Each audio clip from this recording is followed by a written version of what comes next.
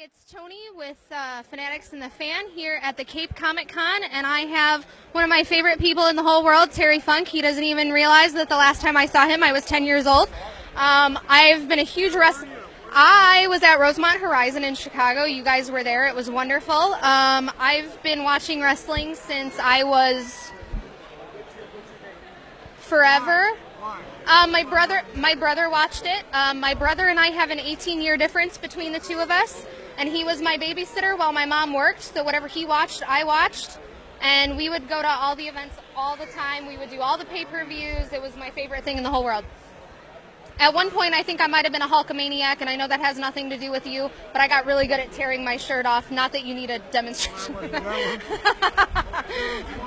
Yeah, it was a great time. So what brings you guys out here to... I mean, obviously they asked you to come out, but have you been having a good time here at the Cape Comic Con?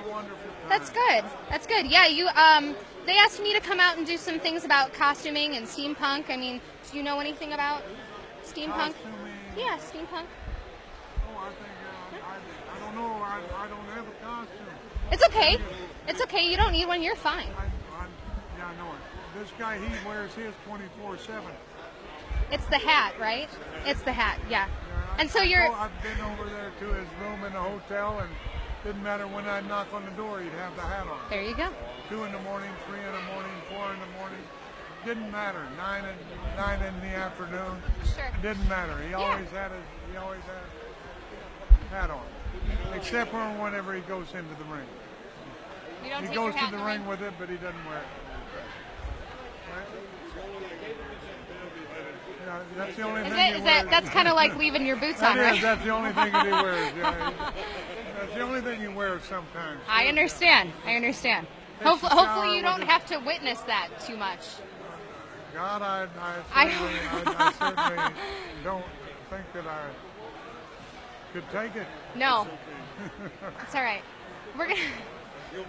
We'll buy you one of those masks that you sleep with so you can't see it. Okay. So very serious. Very serious. Intelligent question. So in the entirety of your wrestling career, yes, ma'am, or whatever it is that you're still doing now or not doing, what was your favorite event that you were a part of?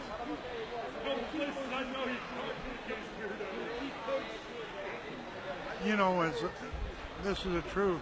I could say that WrestleMania, sure. But I used to also enjoy very, very much was wrestling at the Keel in St. Louis.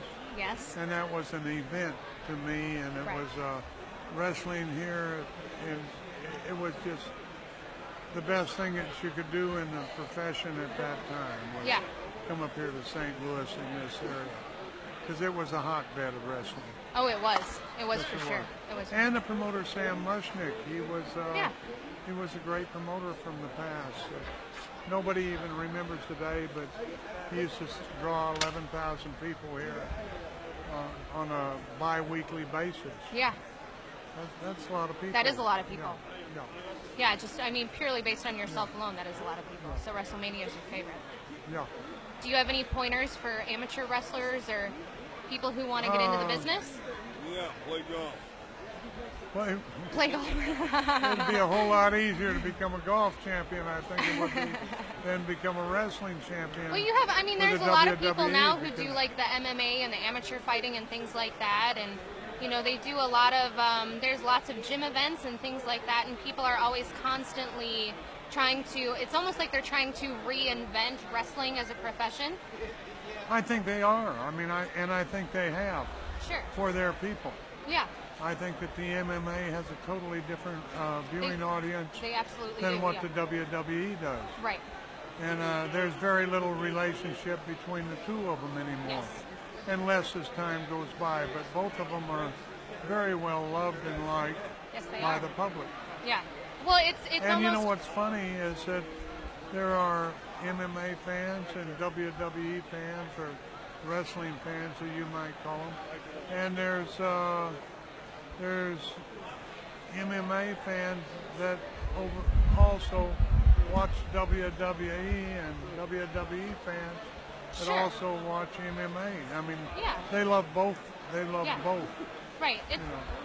So, in it's very hard to understand. It really is. And so is it just something you fell into? Is it something that just kind of happened, or did you wake up one day and say, I'm going to become a professional wrestler? This guy right here and I are both all your second. fault. We're both second generations. Oh, okay. And so why did we get into it? Because our fathers were in it, and we loved it, and we loved being around it. Yes. Loved being around the people in it. Well, I'm going to tell you a secret that nobody here knows, but they're about to find out. So when I found out that you were going to be here, I actually contacted Ken and Amanda and said, can I come out and be a guest speaker because Terry Funk's going to be there? Well, I appreciate So, that. yeah, I was super excited that you were going to be here. And we're coming out to see you guys later. Well, terrific. And then afterwards, we're going to be at the costume. Are you going to be here tomorrow, too? You're going to be here all weekend, or just today? No, I'm going to be here, and I'm going to take off very, very early in the morning and Okay. go back home. Yeah? See Mama. Do you get a break for a while, or you got more conventions to do? None. Is it just periodic? I'm going to take a vacation quite soon and go to Tampa, Yes. Florida from Texas. Yeah. It's getting to be fall, and where I live is not that nice in the fall, but it sure is beautiful. Excuse me. Oh, you're okay. In Tampa. It's all good. It's all good. Get it out. Get it out. Better out than I in. need that. Better out than in. So, just real quick before I let you go, when you come out to cons and conventions, I mean, is this something that you do quite often, or is this kind of like a break for you? You come out. Oh, the con is something hang that out I with don't people. do very often at all. But the convention is something that is there's. I usually go to wrestling. It's not Comic-Con, but I Right. usually go to a wrestling gathering. Sure. Yeah. And I've I do that quite often, and now I just sign autographs. Right. So it's okay, and it's wonderful, and a lot of people that like me and that follow me through the years come, and it's an easy way to make a buck. Yes, I understand. And, but it's also I think it's a very enjoyable thing for the fans. Because I come there as their older fans and stuff, and Well, they can it look at lets it us like, realize it allows you to show the fans that you're a human being. You know what how I mean? did you ever get so interested in the business? In wrestling? My brother used to babysit me when I was a kid, and It beat you up. No, he loved wrestling. My brother loved wrestling. So when he would babysit me, I would sit and watch TV with him, or we would go to wrestling events together because he would have to take me along because Mom was always working. Okay. So I just kind of learned to love it. And grew in. Yeah. I started to lose interest in like the late 90s.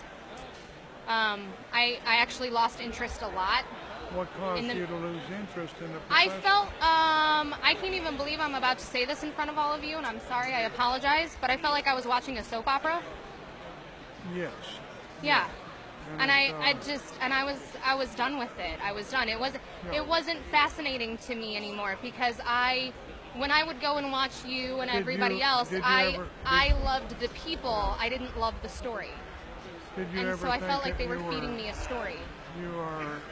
Did you ever think it was because you were introduced to it at a very young age and it was a different type of entertainment? It was a different type of entertainment. I mean, when I was a kid, wrestling was definitely a very different type of entertainment. I mean, at one point, I think I have pictures of me and like Andre the Giant. I'm like sitting in his hand at one point over at the McCormick place in downtown Chicago. Like, and it's always been a part of my life, and I always watched it. And I remember going to school, and kids would be talking about like My Little Ponies, and I'd be talking about Ric Flair and Sting, and and it was just I had my own little world, and then eventually as I got older and and like wrestling in that aspect became more mainstream as it became more trendy and people started to love it more. I feel like they commercialized it. Yeah, it became much. more. They took the personal. Yeah, it wasn't personal anymore. I think trendy is a good word, and I think that our society is very trendy now, and Yeah. I think that wrestling will be a trend for quite some time longer. Yeah, I mean it will be for and forever. Yeah, I think it is, and it's trendy and continues to be trendy, and it stays trendy, and that's the attraction of it, and it changes constantly, and it changes its people that watch it. Yeah. The fans that support it, they change constantly too. Yeah. I believe they do. I don't believe they're the same I one. mean, it's like anything. You have to evolve. You have to change with times, like music does, like art does. Movies, all that. So I mean, you just have to progress on, and that's fine. But I feel like if you start adding a script in, and if you take the personalization away from it, it's not entertaining anymore. I agree. Yeah. I agree 100% with you. And I just, I'm second generation. Yeah. And, Bobby over here is second generation, and it's something that we have loved since we were young kids, and I think that this is the God's honest truth whenever I say this. I haven't asked him or anything, but I think that whenever he was 4 or 5 years old, he was probably like me, and at 4 or 5 years old, I didn't want to be people had asked me, what do you want to be when you grow up?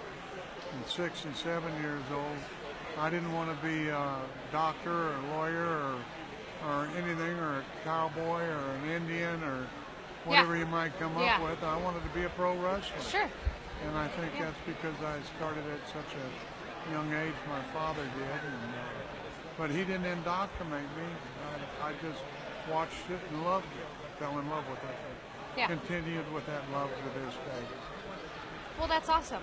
I'm going to turn this off, so I'm going to sign us off. So this is Toni Globus and Terry Funk here at Fanatics in the Fan in Cape Cod, and my glasses are falling apart. And this is one of the best interviews I've ever done, so thank you.